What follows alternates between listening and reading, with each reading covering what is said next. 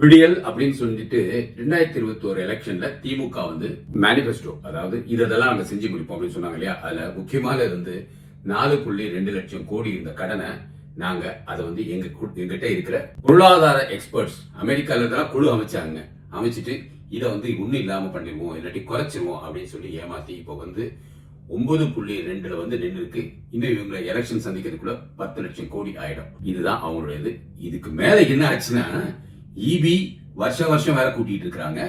Current அப்புறம் நம்ம எங்கேயாவது இடம் வாங்கியிருப்போமா, அந்த இடத்தோட மதிப்பை கூட்டிட்டு அதுல ஒரு வருமானம் சொல்லிருக்காங்க. உதாரணத்துக்கு 1 லட்சம் ரூபாய் ஒரு இடம் இருக்குன்னு வச்சுக்கோங்க, அதை வந்து அரசாங்கம் இதுபடி 1.5 லட்சம் ரூபாய் ஆக்கிட்டு அதுல இன்னும் இன்கம் வந்து அரசாங்கத்துக்கு வர மாதிரி பார்த்துறாங்க. மூணாவது நம்மளோட ப்ராப்பர்ட்டி டாக்ஸ், நம்மளோட சொத்து வரி 100 மடங்குல இருந்து 150 மடங்கு வரைக்கும் ஏத்திட்டாங்க.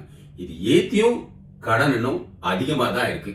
இந்த விடியல் எங்க போகுது பார்ப்போம். வாழ்க பாரதம், வளர்க தமிழ், ஒழுகட்டும் தமிழகம்.